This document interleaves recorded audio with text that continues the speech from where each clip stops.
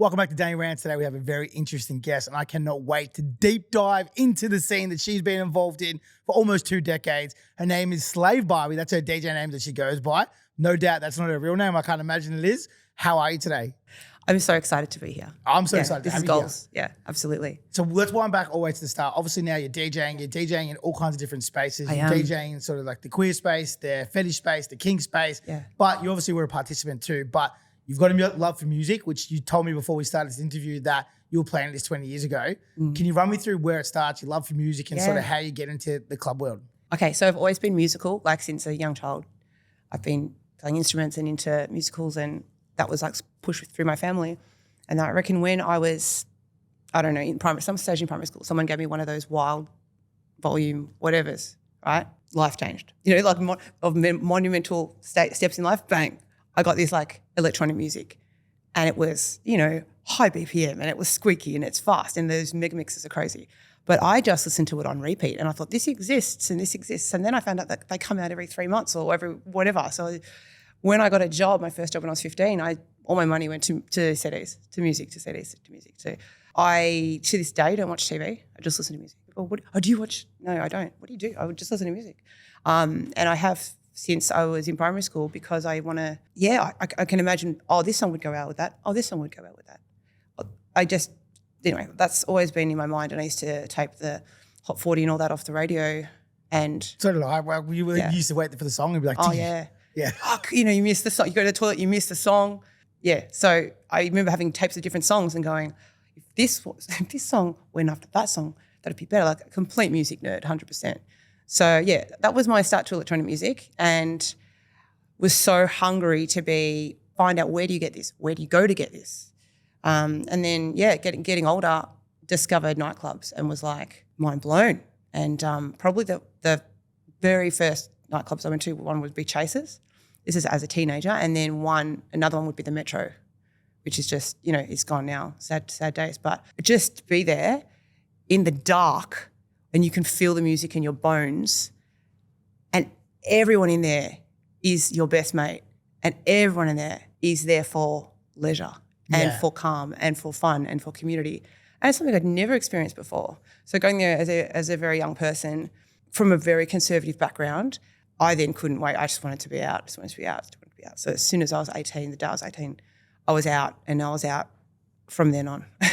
But like the Metro too, like you talk about the Metro, and like anyone who's been there loves it. In my opinion, it was the best venue in Melbourne. Yeah. But you walked into that kind of, I guess, the beginning of it, but it opened up to the foyer, the anticipation. The foyer is the word, yeah.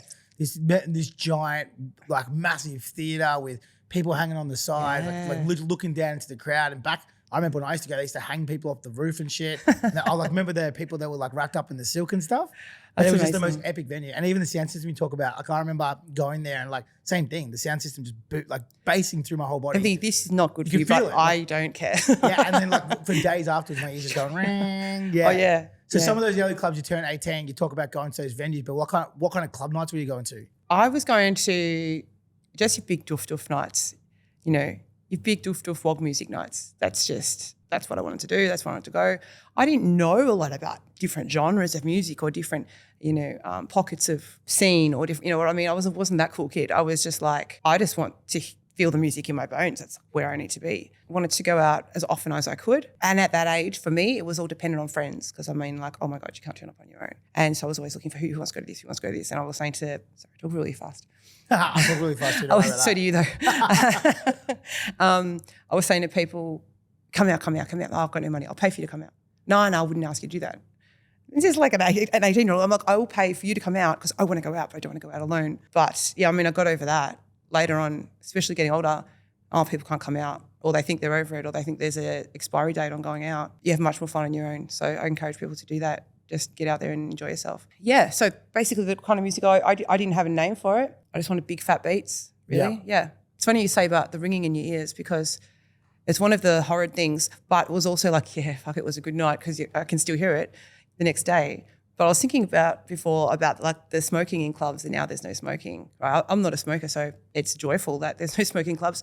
But at the same time, you came home, your hair, your clothes, your everything you could smell you the next day from a mile away, and it's like, yeah, you know you had a good night because you smell like that and you can't hear, right?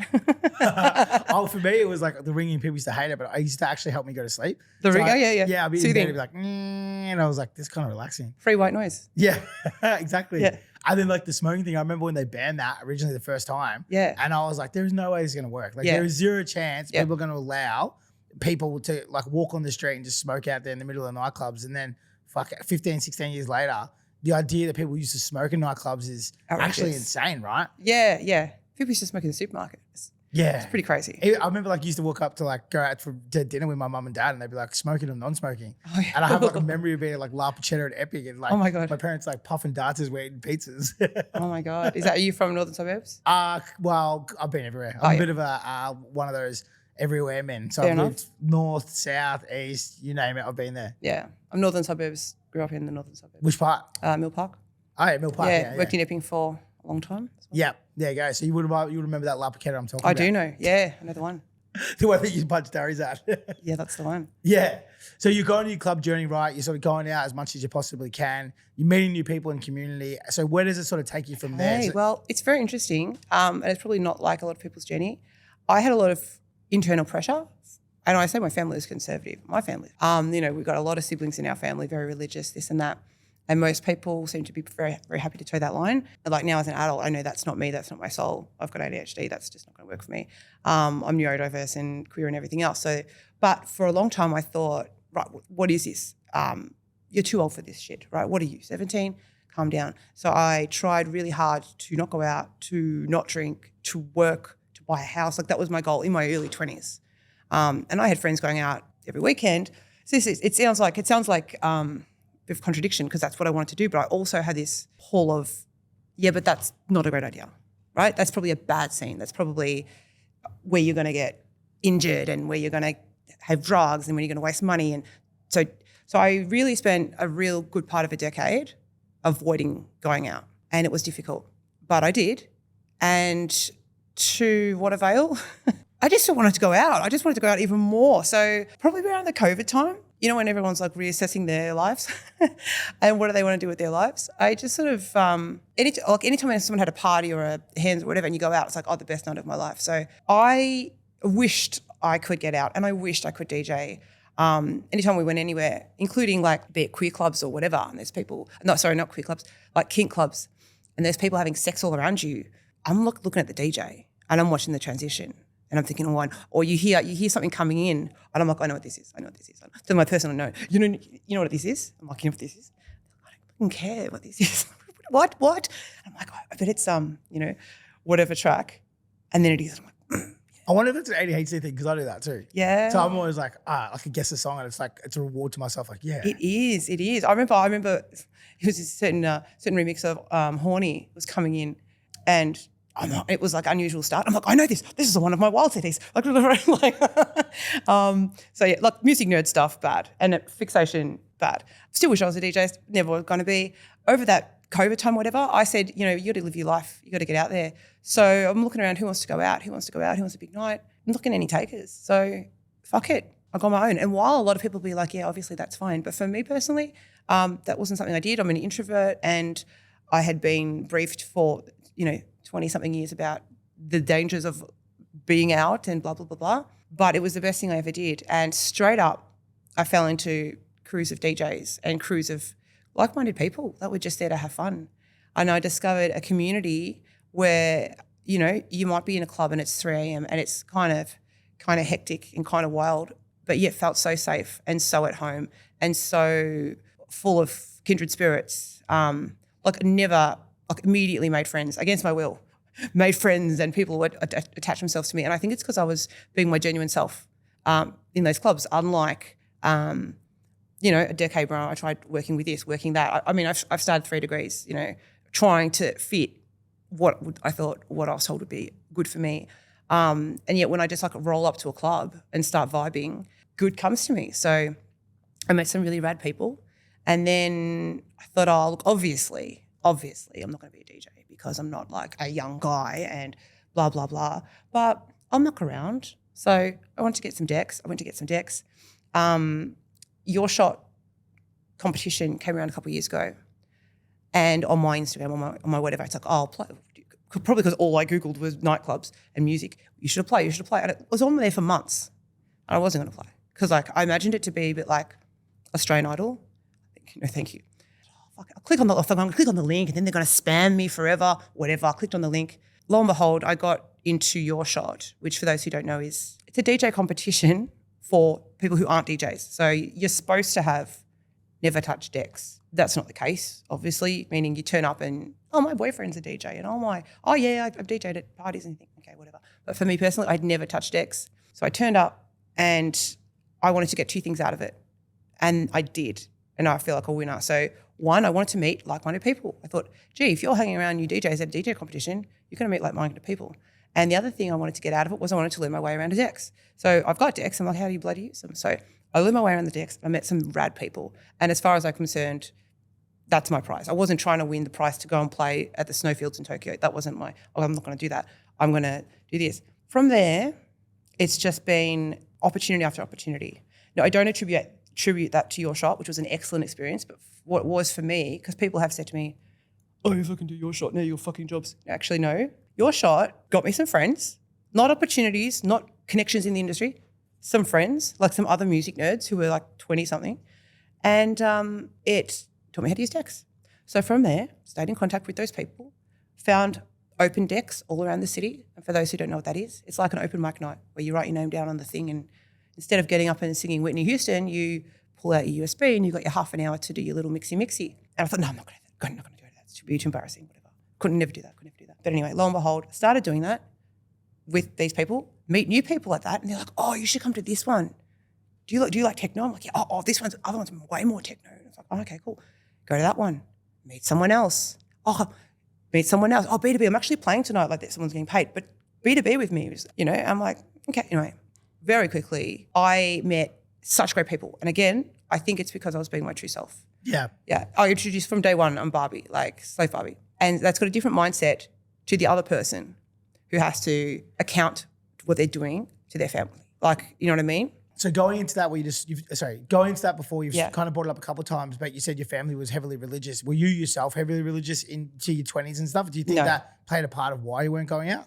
We're going all Dr. Phil now, aren't we? But I think my, no, not religious. But I think I just wanted to make my parents happy. So, and there was a certain cookie cutter that made my parents happy. Yeah, and I guess that makes total sense, right? Yeah, I think it's just for a lot of people do other one. Everyone's like, oh, be you, whatever.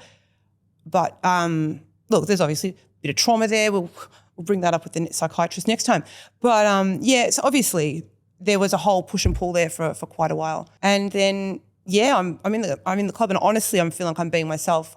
I mean, apart from my name, but helped me. It just was a little switch in my mind. I suggested it to a young guy the other day who said, oh, when I go out, I can't talk to anyone. I can't. He's a musician, but I can't talk to girls, this and that. I go, change your name. When you turn up your alter egos, like Dave, right? Turn up Dave. Dave's a fucking sick cunt. Like Dave's got it going on, right? He's like, oh, he's afraid of Dave. I'm like, you are Dave, right? It's just a little click, Slave Barbie gives no fucks. Slave Barbie's free and easy. Slave Barbie does whatever she wants. Slave Barbie doesn't answer to anyone or take shit. Because like me, when I'm not Slave Barbie, in the past, I've taken a lot of shit from a lot of people, and Slave Barbie doesn't take shit. So I absolutely love her. So sometimes I think, God, Slave Barbie, please slow down. I don't know if I can keep up with you, bitch. So with Slave Barbie, right? Like obviously the name, people hear it and it's very kind of somewhat polarizing. Like it is. You hear that name and you're like, okay, wow. So the big part of what you do and what probably is attracted to me and what made it so interesting is that you play a lot of Kink Fetish, you play a lot of queer clubs and stuff like that. Yeah. Run me through how Slave Barbie gets involved in that. Is it because of Slave Barbie or were you attending these events beforehand? Yeah, like, absolutely. How did that kind of happen? No, attending those events 10 years beforehand, like privately, secretly, shamefully, because I couldn't tell anyone I know I went there because that is not in line with the image I'd created for myself. Do you know what I mean? Like, I mean, everyone must and whatever, but to some degree. But no, I'd created a persona for myself that was appropriate for my family, and the friends I'd made because of the persona were not friends who would come to gigs, who'd come out with me. They're friends that would appreciate, a quite conservative person. So, and this is advice I would give to all people forever, that everyone says, if you're your true authentic self and you're yourself, you'll meet your people, you will find your tribe, yeah? It's hard to do that. But it's true. If you spend 20 years collecting friends that like you for the way you pretend to be, then they're the people you're stuck with. Fucking losers, man. Nerds. People who don't want to go out. People who've got whack ideas and you're sitting there going, how interesting. And you're thinking, fuck, get me out of here. So now when I go out and I'm just myself. You're living in your own skin. I'm living my own skin and I'm meeting people that are just like me. And I'm like, I'm freaking out. And I'm like, I fucking love you. I fucking love you, man. Because we actually feel the same. It's like we've got the same beat to our drum. So when you're doing that, you're living like this, what you kind of said is like an alter ego life, right? Yeah. How do you actually find out about these parties in the first place? In those a decade ago when you started attending them? So I mean, obviously like the internet and stuff. So I don't know what you've done before the internet. Yeah, weird news ads in the paper. But yeah, no, it was with a partner who was interested in seeing what's out there. And in general, whether it's a sex thing or whether it's just an whatever thing, I'm just open-minded. Yeah, oh, cool, that's cool. That's your vibe. That's your vibe. That's cool. I'm open-minded to whatever, whether it's food or sex or holidays or music, whatever. Let's go. Let's have a see. So we went and checked out some things, and there's a lot of dodgy house parties, as you can imagine, where people can call them swingers parties or this or that. But some people love it, and that's their vibe, that's their scene, that's good, that's whatever. But then I found that there's a whole underground sort of subculture, it's huge, of sex clubs, kink events, where I turn up, usually filled with anxiety. But when you get there, the people who are there are these chill, some middle-aged couples who are on their date night. They just wanted to get away from the nicest people you've ever met. They're not these, demon hedonistic people that are going to hurt you or, I don't know what people imagine. But when I turned up there, the people were all ages, and I'm talking like 20 to 70, probably beyond the fringes of that, all genders, sexualities, body shapes, because I'm thinking, oh my God, I can't wear this. Oh my God, I can't wear people of all shapes and sizes, small, tall, large, small, short, whatever. Different ages, different kinks, different fetishes. People are wearing, and it depends, there's many different events, and I cannot speak for all of them, of course. I'm only the ones I know. But you're seeing, old guys in 90s and old guy wearing a slut T-shirt and a little school dress. And I see that and I'm like, goals. I want to be that old man. Why? Don't know why. But I'm like, these are my people. I know these are my people. I just do, because I'm going to hang out with like-aged people who are supposed to fit my demographic. I don't think that is my demographic. So I'm thinking this is my demographic. And there's, open relationships and couples and throuples and non-binary people. And these are clubs and nightclubs, and people are getting head on the dance floor and people are fucking in the corner and the DJ's getting spanked. And I'm here and I felt when I get there, oh my God, this is so good. And do you know what? It's such less threatening than a straight nightclub where you are likely to get fucking attacked or raped if you don't look carefully. No, it's true that. It's safe. People are there, and the people who are going there, sometimes that's the only space they can be their authentic self. So yeah. Yeah, I'd love to talk on that because think about, no doubt there's people probably watching this who are going, fuck, I've always wanted to go to one of those things. So there's probably a big part of this that I want to ask some questions on. No doubt when you were first thinking about going, I know you said you were with a partner at the time, how daunting was that? Like the idea of going to it? Very. Now compared to how you feel as someone who's attended / DJs at them. Yeah, very daunting. It's also a very young 20-year-old walking into the situation is different from a person who's 30, 40, 50 working into the situation or with friends. What shocked me was like there'd be a whole group of girls that go together and I'm thinking, you tell your friends you go to these things, what? Like, whereas the friends I have now, like through my DJing work and working in clubs, I'm like, guys, come to this thing, I'm DJing at it, come, everyone come, like that's normal. Whereas it would be shocking to go with someone who I didn't know was in the scene. So I guess I would always say turn up to any of these events with no pressure on yourself to do anything. You'd say, okay, this is my plan. Most of these events have a little like area where you can sit and have a drink, whatever. Often in the other areas you've got to dress down, which could be black jocks or lingerie or something sexy or leather and latex or a bunny costume, like a big bird costume or, whatever your kink is, whatever your thing is. But there's generally a safe space. You're going to be able to go in there, have a coffee, have a drink or play some pool or have a conversation. So I think go in, go, cool, I'm going to have a drink. I'm going to sit in the corner and observe for half an hour or 15 minutes. Then I'm going to leave. Tick. I'm not even going to dress down. That's what I'm going to do tonight, 100%, right? If you're there and you're so overwhelmed with excitement that you want to do anything more than that, yay. But if you've just attended and you've looked around, you don't even have to talk to anyone and go, like that's your first step. That's what I would say. And then maybe next time you go, okay, cool, I'm going to attend and I'm going to have a conversation with someone. But I mean, you know, other people, it's like they don't give a fuck, balls to the wall. They turn up in their gimp mask and their, you know, dog helmet and whatever on a lead, and they go straight in and go straight downstairs and they don't come back up again. So I think you've got to appreciate that there's different levels of comfort and familiarity with the scene, and you just do what you're comfortable with. And the super wonderful, joyful, amazing thing now in the scene compared to 15 years ago, 10 years ago, is the heavy focus on consent. Apart from the fact it's on every wall and there's, you know, security all over the place, and it's on the website and it's on the pamphlet and they tell you when you walk in, and it's consent. Like you don't touch someone without them consenting, and you can remove consent at any time. And consent has to be, I didn't know this when I first started, probably more trauma there as well. Consent has to be enthusiastic, yes. Not like, yes, okay. Fuck yes. That's enthusiastic consent. So if it's not enthusiastic consent, it's not happening. With all that knowledge, it's a really safe space, and everyone knows that. I'm sure there's always the 1% of person who doesn't do what they're supposed to do, but with all that, everyone's looking out for everyone else, and everyone's just mates, and everyone's hanging out, and everyone's there for the same reason. Yeah, I don't know if that answered your question, but I would say you go in with no expectations, or no thinking, oh man, I have to go in and I have to have sex, or I have to wear something, or people are going to look at me. People aren't looking at you, they're looking at themselves because they've gone to all this effort. And the people who are there are often, that's the only time old Mr. Johns from down the road can break out his purple fishnets and his lovely hat, which makes him feel so special and lovely, but he can't even do it at home with his partner or whatever. So that's the only time he does it, you know? So it makes me feel privileged as well to meet all these authentic people. Yeah, true. Like that's a crazy thing. Hey, like you got those sort of, I guess that's what people picture when they've got that idea in their head, but it's an next door neighbor who is a normal dude who drives to work in a Hyundai, dudes, and he's the same guy who's wearing leather and latex, who's 70 years old wearing a dog mask. Yeah. And it's like the only time that guy actually gets to not feel like he's wearing a costume is when he's wearing that costume.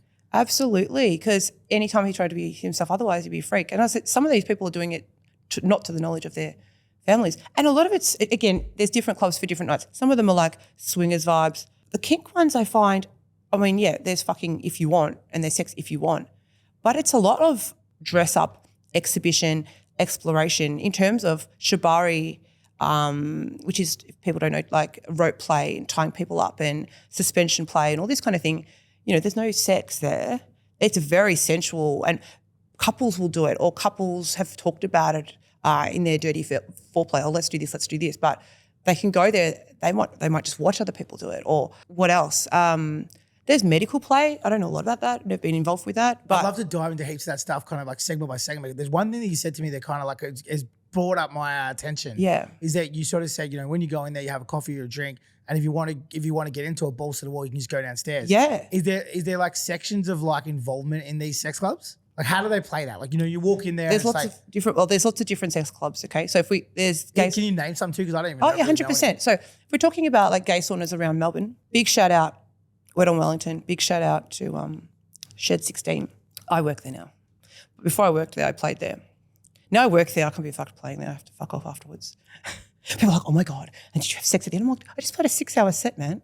It's sweaty in there. They're such warm venues. There's other saunas as well, of course, Subway Sauna and others. The ones I'm talking about are the ones that have females, because there's some that are men only. Most of them men only 90% of the time, but there are ones that have couples nights or like straight couples, and also like wet on a Thursday night is called Queer as Fuck. Men and women, all ages, shapes, drag queens, transgender, non-binary, welcome. They do ask straight men not to come because it's called Queer as Fuck, but you know, you always get the odd person. So this is the thing, right? So I know what a sauna is, you know what a sauna is, but people watching this, they're going to be thinking, isn't a sauna somewhere where you go to sweat your ass off after gym? Can you run someone through what a fucking sauna is? Yeah. And these are all over Australia, all over the world. Like there's multiple. You just named 4 in Melbourne, but there's heaps. There's heaps in Sydney too, I think. Yeah.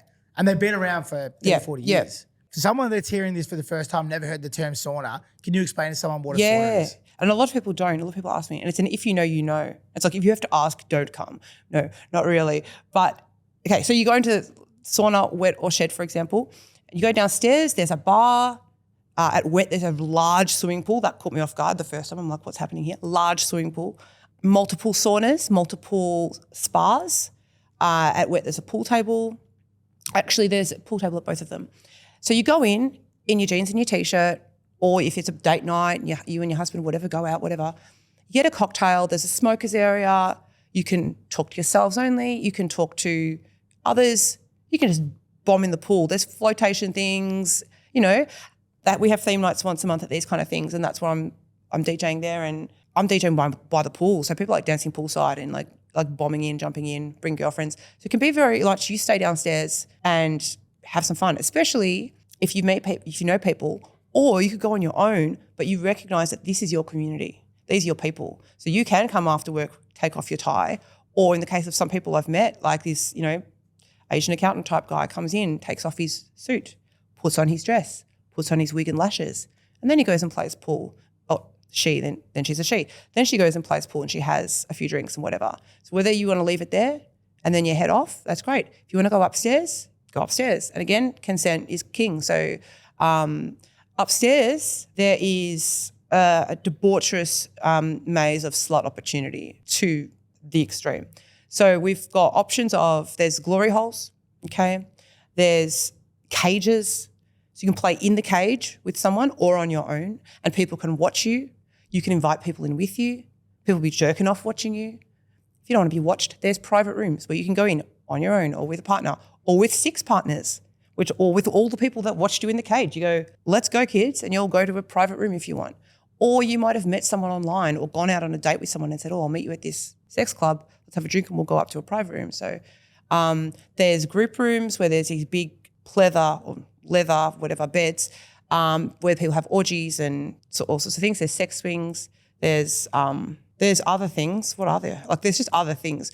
They've got porno cinemas in there where people sit around. There's a normal cinema where they'll be playing like Home Alone and Really? What's that with the wolf guy with the baby? I don't. Oh yeah, The Hangover. Yeah, sorry, wolf guy. That's right. They'll play Ben Stiller. So it's a bit of you can have a drink. You can just go and watch a funny movie or whatever. Anyway, people go there for many reasons. People go there to not talk to people, to watch.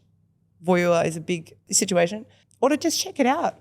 You go upstairs, you can do a lap. Cool, let's go home, or hey, this is fun, let's watch this for a while. But it's not like is it like a nightclub? Because I've actually never been to one. Okay, so cool. You're so kind not of normally telling me for the first time. Yeah, right? 100%. So not normally like a nightclub, no. So they normally play the music, Spotify, whatever they play, okay? But sort of more and more in the last year or two, we've had on the theme nights, we'll have a DJ, encourage people to dance if they want. And yeah, people do dance, but it's not primarily a nightclub by no means. It's more of a social club or a sex club, but it can, there's not, there could be nightclub vibes, but having said that, people are, between the pool and the sauna and all that kind of thing. So it's more of a vibe. So that's your saunas, right? Then you've got your clubs, your nightclubs. So one more question before that. Yeah. As I said, I've never been to one.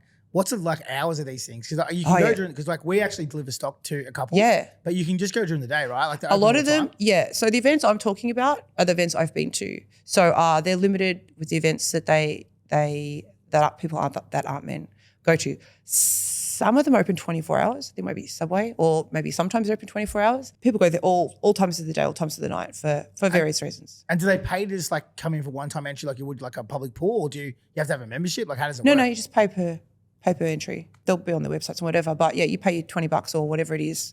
Be more for theme nights or for couples nights, whatever. Do they have a security guard, how do gatekeep and make sure that they are safe That's improved spaces? a lot. They've got a security guard at these venues. But to be honest, what goes on behind closed doors goes on behind closed doors. However, it is such a community. There's no closed rooms. They're like you can hear, everyone doing what everyone else is doing, and that's why eggs everyone on. If anyone's said anything, and I've seen this before, someone screaming, get the fuck off me, something. Oh, you've got 10 guys at the door ready to break it down if they don't open it straight away. It is a community. People look out for each other. So yeah, look, I'd feel very safe there. But apart from that, all the staff are just the sweetest. They're the kindest, sweetest people. Yeah. It's an interesting thing, when you talk about niche subcultures, right? And people watching my stuff, they love fucking niche subcultures. Hence why I was so excited to talk about this. Yeah. But they always self-govern. Yeah, and so it's you talk about bush doof, or you talk about saunas, or any sort of kind of underground culture. It's traditionally, because they're kind of somewhat hidden away from the limelight. They have to look after themselves. They self-govern. Yeah. And the thing that I hear even before, I've sat down with a chick that managed brothels for 10 years. She was we self-govern. it felt safe, right? I know, yeah. And it felt safe because we had to look out for each other. Yeah. And that's one of the things I love about niches. And in nightclub world, obviously when they get to a large level, there's thousands of people, we need security guards because they need to take care of the people in there, because you're letting in this like plethora of people that aren't necessarily like-minded, but subcultures, they are like-minded. So it's if someone fucks it up, they fuck it up for everybody, right? Absolutely. And I think having, like, some people go there every single week of the year, or like, that's their Thursday night or whatever. Oh, your question about the hours, sorry. Like the event hours, or like they'll have a women's night, or they'll have a queer as fuck night. Roughly like 8 till 3, 8 till 2 is at the time. And then after that time, it ticks over back to men only. But so then obviously you've got sex clubs too, right? So yeah. you talk about saunas, which is not, I don't know, maybe I'm talking at school here, but traditionally it is, like you say, it's men only. Yeah. It's a gay saunas is a gay subculture thing. And there will be people with got their nose out of joint that are like, women are coming in. The straights, gross. That's fine. That's that. But what is joyful, and I think, is when cultures can share space, because it's important, and it informs each other, and it brings us together rather than divides us. Helps people understand each other too, right? So even though that's their thing and it's their subculture, whatever, it's like having people flow through, regardless gay, straight, woman, male. There's got to be some sort of. There's a lot of straight guys that go there, and you talk to them, and they go, and you're like, oh, what's your situation? You got a boyfriend, you buy what? Oh, I'm straight, and then sitting here in a gay sauna in a cage having a chat. No worries.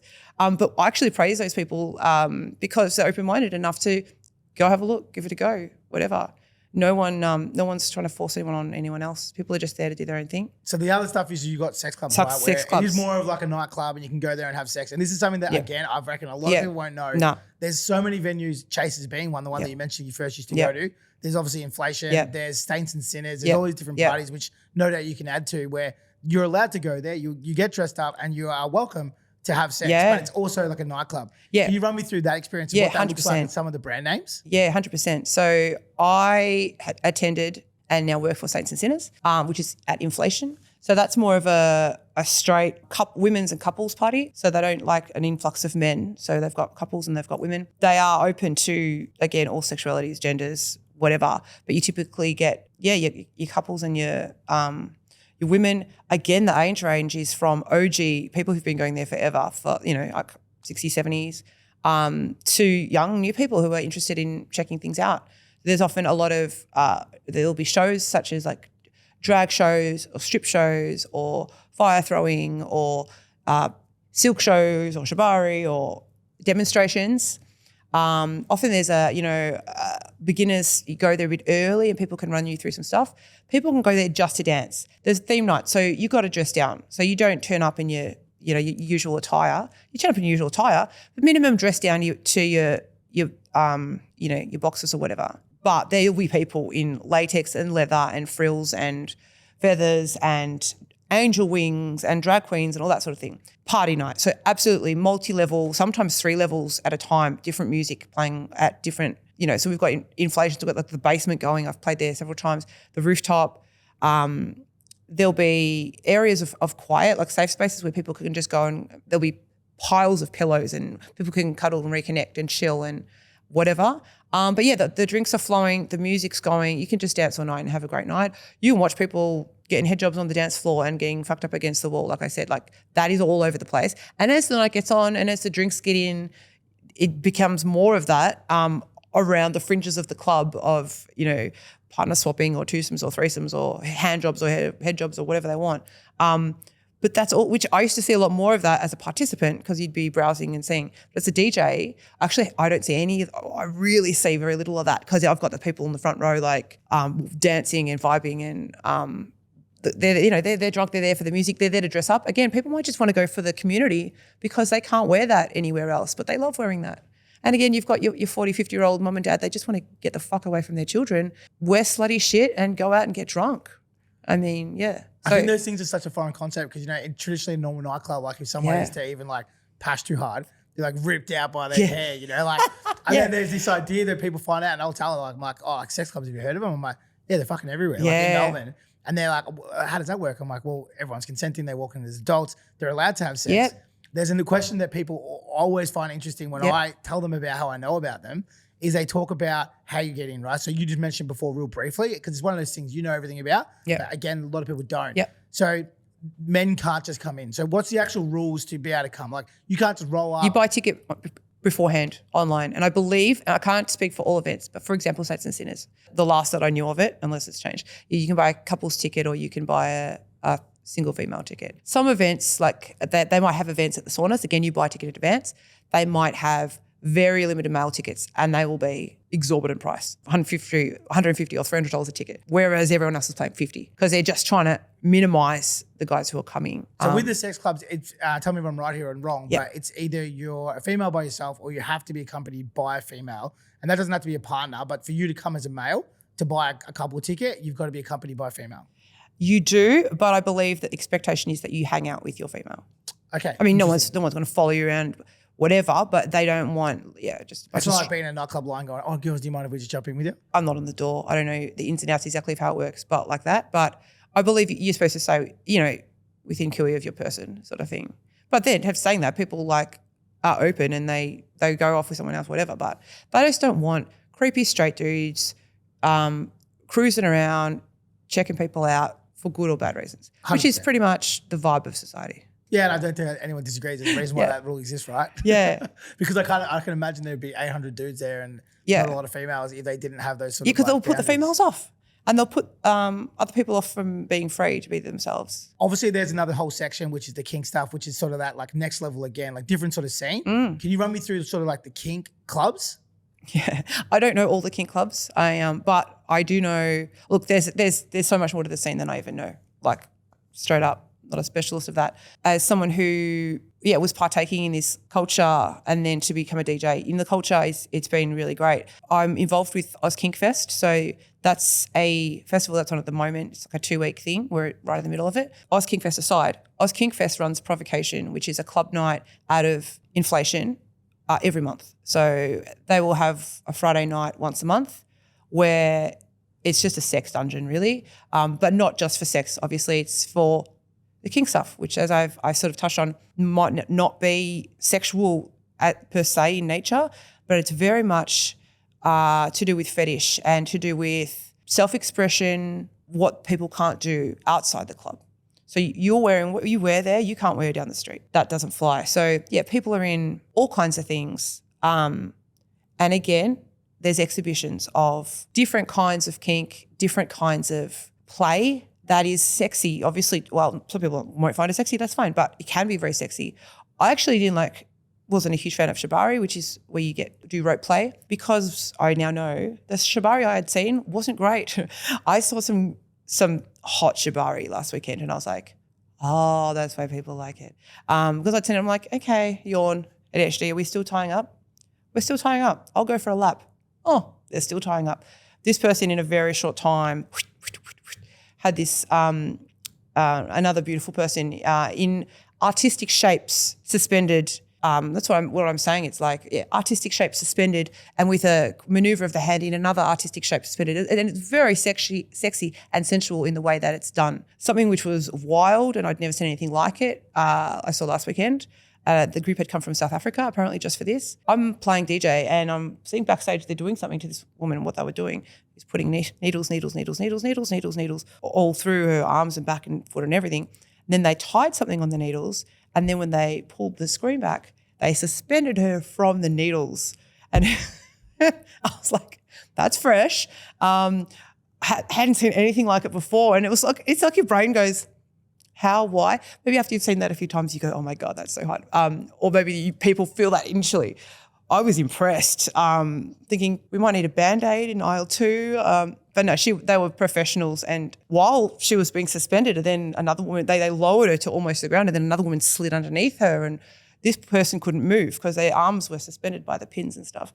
And this person slid underneath her and was like making out with her and touching her. So she was in control of her because she was suspended by the pins. And I'm sure there's a much more articulate and sensual way of explaining it. It's actually interesting, right? Like, because I went to Sexpo for probably like 3 years ago. Yeah. And then at Sexpo, the one that used to exist, they used to have like these exhibitions where you could watch this stuff. And I guess that's probably how people find out what they like, right? Like you probably think to yourself, oh, I'm not into watching people covered in needles suspended over dance floors. But then maybe you see it and you go, fuck, sometimes you go, like this. Yeah, maybe that's oddly hot. But I was with this chick who I think her name's Baby Doll. I probably can say it. I know. Yeah, you know Baby Doll. I know. So I was with her. Yeah. And we were watching someone do the type stuff. And she's like, oh, he's one of the best in the country. There's only like 4 or 5 of them or whatever. And at the time, this is such a strange story, but I was doing a lot of stuff with these rappers. And the guy who was the producer was a guy called Sloth. And he was heavily involved in like the kind of, I guess, was working with a lot of strippers and dancers and stuff. And they were into this shibiri stuff. So the people I was hanging around with were into very unique and different stuff. So I was getting to see a side of life that I never saw before. Yeah, and that's just a taste, yeah. Yeah, so I was with Baby Doll and I was working with her. I didn't know she was into it.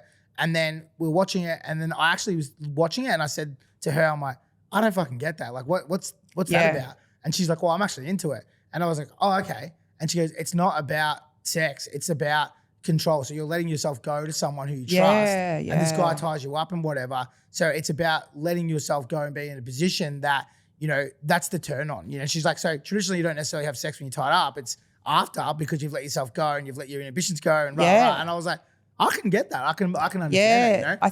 It's you know, the sexiest organ is the mind apparently. So there's things and you might look at it and then you look at it a different way and you go, oh, I get that now. But beforehand, I'm just like, just people tying each other up. Like, doesn't make any sense. But once she kind of explained that to me, I'm like, yeah, that makes sense to me. It's like, not necessarily for me, but it's fucking, it makes sense to me. And I'm open-minded enough to know everything's a thing. Like everything's a thing. I was talking to someone about, you know, the Jewish candles and they were making some joke and they go, yeah, as if, and I said to him, dude, it'll be a thing. And he's like, it's not. I'm like, Google it. Of course, I have never Googled that. That's not my thing. He came up to me and goes, it's a thing. So we're in those kink clubs, right? Like I dare say, how many people go to them firstly? Like is there hundreds of people? Hundreds to thousands. Fuck, there's hundreds of thousands of hundreds people. to thousands, yeah. Crazy. People, they're like, for example, on the Saints and Sinners website or Oz Kink website, all the dates are published at the start of the year. People will diarise them. They'll book their hotels. They'll book their babysitters. They'll travel from interstate to come. So the scene's humongous then? Yeah. That's like proper underground. I didn't even know that. No. It's proper, yeah. Yeah. So the other thing too is like with these kinks, you sort of said everything has a kink. Is there some sort of like, I guess vanilla kinks that you've seen and then tell me some of like the real extreme ones you've seen? I guess pitting someone and hanging them over That's pretty extreme. Yeah. That's pretty extreme. But you can get pretty much anything and you could do it in a vanilla way or you could do it you could take it to where you want to take it, isn't it? I'm just trying to think. I mean, I've seen people being burned, not like fire, not like witches. I mean like, you know, cigarette burns and that shit, which other people would go, bitch, please. I was doing that when I was 15.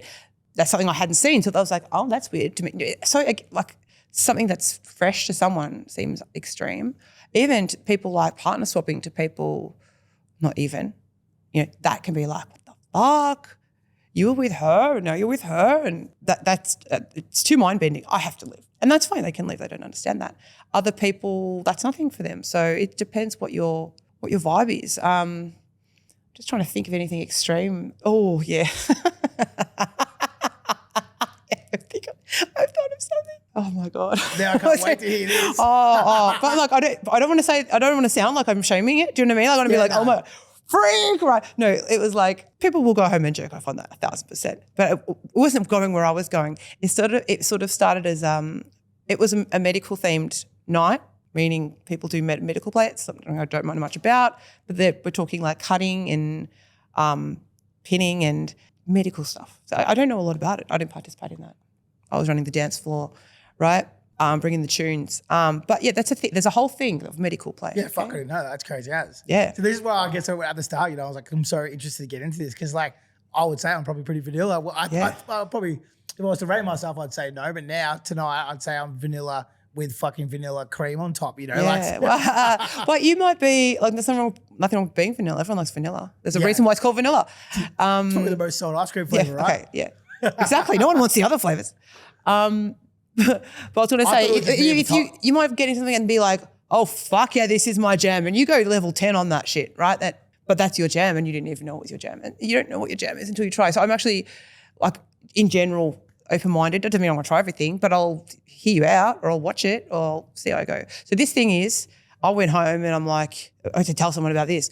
Okay, this is a vibe, obviously. So I wish I could call them out, like, because they're an act, but I can't think off the top of my head what their name is. But that was it was at Oz Kink Fest. You might be able to find it on the internet if you're interested. It was at Oz Kink Fest's Provocation a few months ago when they did their medical play night.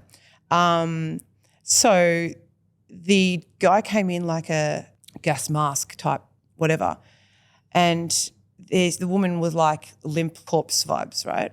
That was the vibes. So he did shibari on this woman. And I'm sorry if I misconstrued this storyline. This is just how I saw it as someone who didn't understand it. I'm not shaming it. I'm sure there's a lot of people that find it hot. I just found it interesting and unusual. So yeah, he hoisted up this corpse woman, put a bag over her head, like a corpse bag, tied her up, and then this took 20 minutes to do. And there's creepy music box music, and then at the end, I think he cut her, and there's blood coming out, and there's like a corpse bag, and then the guy derobed and put on a suit, and he tied her in a way that her arm was up so that he could hold her and they could waltz with the corpse. Okay. That was not going where I thought it was going. The story did not go where I thought it was going. And again, I might have read the room wrong, but that's how I saw the story. And I was like so fascinated that someone thought of this, that someone made this. And the people were going wild for it. They're cheering and whatever. And I'm like, yeah, like that was really creative. I guess there's an audience for everything. Yeah, but I'm just thinking, what's he going to do to the corpse now? And that's probably the kink, baby. That's the kink. I mean, the mind. Who knows? Yeah, people go home and think about it. So you've sort of got the saunas, obviously open sex clubs and the kink clubs. Is that sort of it? Is that Oh, no, there's so much more. There's actually a new club opening in a couple of weeks called Pineapple's Bar, and I'm playing on their first night, I think, which is really cool. They're trying to make a new blueprint vibe. That's classy. That's downstairs. It's a bar and a chat and a date night vibe. If you want to go upstairs to meet other couples or play with your own partner, this is not so much a kink vibe, whatever. This is, you wear your normal nice date night clothes and you go out. But downstairs is a club. So it's in South Melbourne. It's called Pineapple's Bar, and yeah, they're opening in a couple of weeks. So they are allowing single males, but they're vetting all the single males and they're having a cap. But he told me that he'd had 700, this is a few weeks ago, 700 couples apply, and they're not going to be able to have them all there because they can only fit a couple hundred people. So they're already booking them in for the next month and then, the next week. I think it's weekly. Yeah, the next week and the next week. And they're going to have a few different nights. Like he said, I think Thursday might have been like a more casual night that they have a burlesque show or a comedian or whatever. And then the Friday night's something else. And then the Saturday night's club night. So I think he's trying to get me in to do a regular once a month, be there for the club night. It's kind of cool to hear because we kind of wind back and a lot of stuff's getting like more and more sort of like regulated. It's kind of cool to hear that there's this scene that is not only is it not regulated, they're pushing boundaries all the time, but you're talking about that, which is legitimately like fucking a bar Bambi in the city that you can go upstairs and have sex or or very swap much your partners with. Yeah. Or then you've got the other level where you've got guys who are doing shows that are like, people out there pretending to be doctors and cutting each other up and pinning each other. Like, it's kind of cool for me to actually hear. As someone who thinks I've been a part of the underground for 20 years, I fucking have no idea. Yeah. And it's been going for a long time, and there's been problems and shutdowns and different moved clubs. And I know you talked to Martha a while ago about the shooting that was happening at one club that was police driven for innocent people. And that's, so there's a lot of reasons why people would stay away if they don't know anything about it. But you go there and without being cringe, it's just your auntie and uncle. And but if you do bump into anyone, you're there for the same reason. And that's just to check it out and have some fun. So what's the biggest misconception for people who have never been to one of these nightclubs, sex club, kink club, fetish club, gay club, that you can say to people that doesn't exist for someone who's participated and DJed at them? You don't have to participate. People there are safer and friendlier than at any other normal club. There's things there that you've never thought of that you don't like. And even at first you go, oh yes, no, thank you. And then you go home and think about it for 6 months and you go, actually, yeah. In my alone time, I always go there now. There's things, but you can always leave. Like I said, you might go, cool, I'm going to go there, have a drink and leave. I'll be there for 15 minutes. That's my plan. So that was actually a bit of my plan at one point when I was anxious. I really wanted to go and I'd been there before, but I was anxious to go again sort of thing. I'm like, we'll just go, drink and leave. That's your little 15-minute and then you can extend it if you want. But I find that when I go to these places that people are like me, I end up chatting my face off and making best friends, and you're doing shots in the bathroom and staying there all night. So look, it's not for everyone, but it's for some people. So if it's something that's, YOLO, life is short. If it's something that you really want to do, give it a crack. Fuck, I love that. If you thought about it, fucking go down there. So go down, you can leave. What's the point? They're not going to chain you there. I mean, unless you ask them really nicely, then they might. That's actually the best. It's actually true. There are literal cages. So you have found yourself in this niche where you're playing there. You're going to break out of it, no doubt, but you're playing at all these clubs and stuff like that. What kind of music are you playing? And lastly, because we've actually come up on an hour, believe it or not. Yeah. But where are you playing? Where can people come see you? And fucking plug. For someone who's watching this going, I've always wanted to go to these things. Yeah. Plug where they can come to meet you. Yeah. So they can kind of be a part of this space. Yeah. Well, firstly, I put all my stuff online. So 100% check out my Instagram. It's at Slave Barbie DJ. So everything goes. So yeah, there's Oz Kink Fest, the fest, which it ends this weekend. There's parties Friday night, Saturday night. I'm playing Saturday night party. And I play monthly for Provocation. There's Saints and Sinners. But then there's, we've touched on the queer scene as well. Poof Doof is probably my favourite club night in Melbourne, which is run out of Chasers. Again, that's a whole full circle moment for me because when I first started going out when I was a teenager, that's where I went. And here I am now, main stage playing that. It's like the best, most nice, fun, inclusive people ever. People are not there. What can I say for new people trying the scene? I mean, there's a lot of places, but yeah, these are places I know. Pineapple Spa is opening soon, so I recommend checking that out. There'd be other little bits and pieces here and there, but once you start, I'm sure the algorithm will get you. Once you start looking for shit, you'll be finding more shit. But even more so, you meet people, if you want to, you meet people there and they go, oh, come to this party or come back to ours. Or do you know John? You know, he's got a great thing going on. So that's the situation. I play monthly at Shed 16 they have theme nights, like fancy dress nights once a month. And I'm involved a lot in Wet and Wellington as well.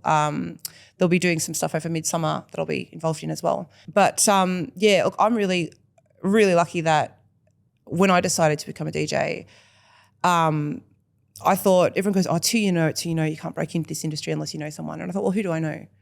I know these guys and they know me by name. Like I'm there every week. So actually one place I went to, one of the saunas I went to and I said, oh, how about a DJ for your event? Oh, no, we don't do DJs for the event. Well, you should try. Oh, we can't afford a DJ. I said, I'll do it for free. Well, that's all well and good. We don't have equipment. I said, I'll bring my own. Oh, look, I'll do it for an hour. All right. So they said, come for the first 2 hours and then, okay, you should and fuck off. Not like that. And then come upstairs and have a look around. I said, yeah, no worries. I play for the first 2 hours and they came and told me that, can you play all night, please? And here's cash. Like, can you just keep going? Yeah, I felt, who do I know and who can I show what I can do? So, I'm really excited about getting into other clubs. You know, I've got a few things coming up. I've got Storyville coming up and a few other events around Melbourne. Just wanting to get more and experience. I don't think of myself as a performer. I think of myself as one of the people in the room and wanting to share that experience with them through music, which is so important. A punter who plays music. Oh yeah. And the vibes are like, you got a song coming in. Look, I said I was the music nerd who I could hear the transition. I'm transitioning and I see someone go, I'm like, yeah, this guy. And he's like, yeah. And then like 5 seconds later, everyone else gets it. It's like, music brings people together like nothing else. Slave Barbie, this is the end of the podcast. I want to say thank you so fucking much for letting me crack into a world that I didn't know existed. You should come for sure. People no doubt are going to be so excited to listen to this because they're going to be like, either they're just interested, like they're rubbernecking, or second to that, maybe this is what they needed to take that next step into another world. The other part too is just the openness of like how you've just kind of cracked it open and explained it to us, but you just made it so not scary. It's not scary. Not like, broken down a lot of those walls and stuff like that. Yeah. And then I guess being unapologetically honest and then chasing your dream. You talked about in the early days how you were scared to be yourself, but now you are in front of me right now. You can tell how fucking happy you are. But thank you for so much because no doubt people who are watching are going to look at you as a motivator to take that next step, regardless if it's getting chained up against a wall or it's changing the job. Yeah, absolutely. And which I've done both of those things and they feel great. And it's not in private now. Do you know what I mean? Like I can be myself and I blame it on Slave Barbie because she's a crazy bitch. Thank you so much for coming Thank you for having me. Appreciate it.